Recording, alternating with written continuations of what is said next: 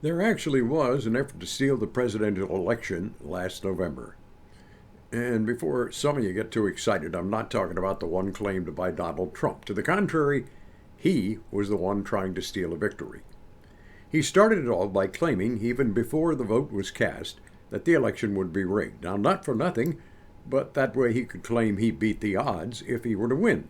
He could also raise a hue and cry if he lost. Well, of course, lose he did. State election officials, his own top vote watcher, a variety of lower-level courts, and the U.S. Supreme Court all failed to find any fraud that would have affected the outcome of the balloting. But Trump continued to spearhead the effort to hold on to the presidency that he had so clearly lost. And he was aided and abetted by people who, to this day, choose to believe his outrageous and thoroughly disproven claims, apparently without realizing the only thing of benefit that support engenders is a boost to the ego of their false god. His supporters, sadly, had included far too many members of the House and Senate.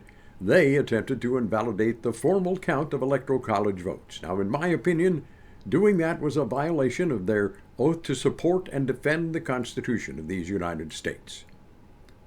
There is also no doubt that Trump and his enablers bear total responsibility for a mob storming and ransacking the nation's capital on January 6th.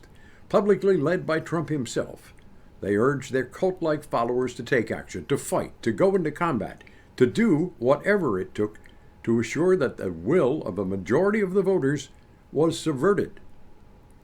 And in the aftermath of that terrible day in Washington, cult members, those in Congress and those scattered all across the land, continued to defend or seek to excuse what went down there. Well, there is nothing they can cite that excuses an assault on the symbolic seat of our government. They cannot mask the bare truth that what they are defending is nothing less than an attempted coup by a defeated president. So yes, there was an effort to steal the vote. We can take heart in the knowledge that it failed specifically because of the strength of the government it sought to put us under. Our new president has been sworn in. Our system has survived yet again. All that remains now is to mete out the deserved punishment to those who backed and encouraged the failed attempt to take over the Capitol and to nullify the election.